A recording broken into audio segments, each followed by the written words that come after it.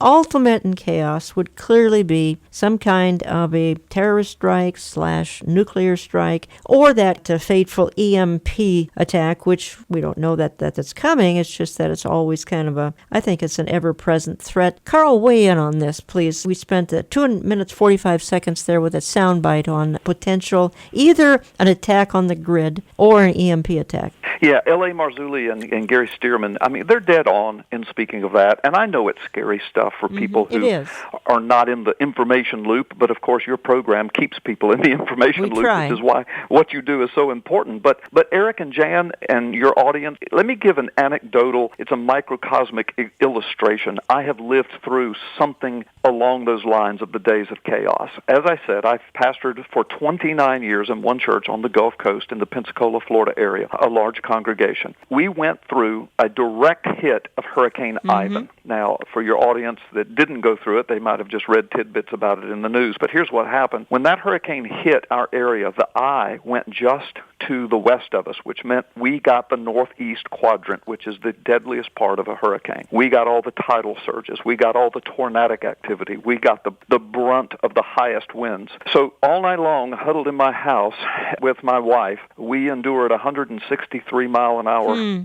top winds all night long. I mean, for hours and hours with 190 mile an hour gust. It was just unthinkable. When we woke up the next morning, our home had been spared, but not many others had. And it looked as though someone had set a nuclear bomb off. I mean, trees were debarked. Trees as bigger around than I could reach around were laying all over the landscape like toothpicks. No leaves on the trees. Wow. Roofs off of homes, trees through the middle of homes and buildings and businesses. I woke up. It was a horror story. Now, here's the thing. I'm gonna cut to the chase and make the story quick because I could talk about this for hours, but let me make it quick. The bottom line is this. For days, there was no law enforcement. Why? Well, the roof of the jail was blown off, and so they were having to secure prisoners. It was a large jail facility. Plus, law enforcement officers' homes were destroyed. They were busy taking care of their own families. Some law enforcement cars were demolished and destroyed. Days. There was no law enforcement. People got up the next day and say, well, who's coming? Who's coming? Well, nobody's coming. You're on your own. For weeks,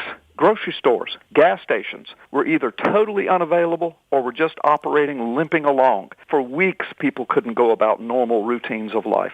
For months, for years, people were cleaning up and reordering their lives and their homes and their possessions and their families. I'm telling you, it was days of chaos in a microcosmic scale that threw our area into a frenzy. And I cannot imagine that being multiplied by years and years and everything going down like an EMP could do. And so when you and I, and when the three of us speak about this to your audience, I know your audience knows and trusts you, and I want them to know and trust me. We're not trying to play upon your fears. We're trying to tell you that these things are a possibility, as you've heard Jan and Eric discuss many times. Congressmen, military officials, people of high respect and integrity know this danger. They see this danger potential, and they understand it. So I address this in my book. How do you prepare for that? How do we deal with times of chaos? And the Bible warns us, guys. You know this. Yeah. In the very last days, that's a mark of the times, days of chaos. And so we're at the edge of those days now. I think, honestly, when you come to this kind of thing, whether it's natural disaster or an attack upon us or civil disobedience, whatever it might be around us, if we have not thought ahead, we'll be victims in the middle of it instead of part of the solution that we ought to be as Christians.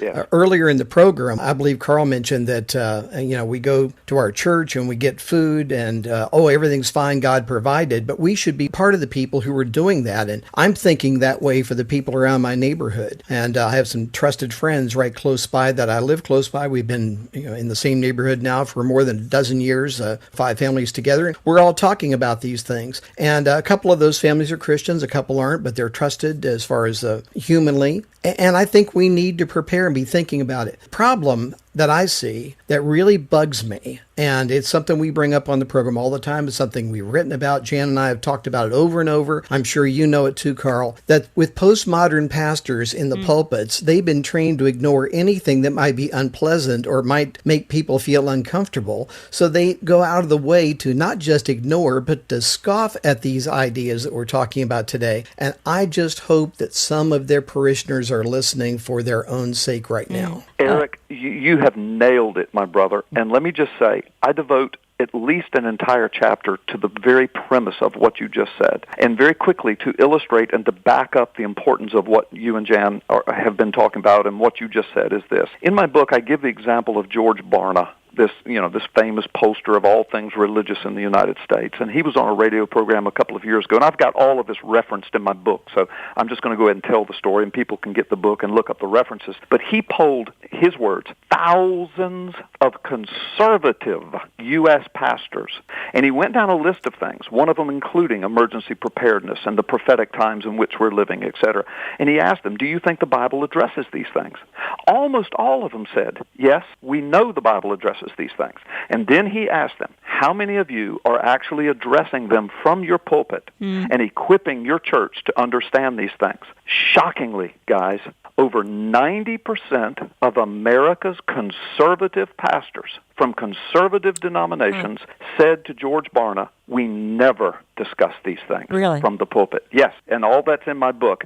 And when they were asked why, they said, because we will lose people, and we will lose money, and we can't pay for our buildings, and we can't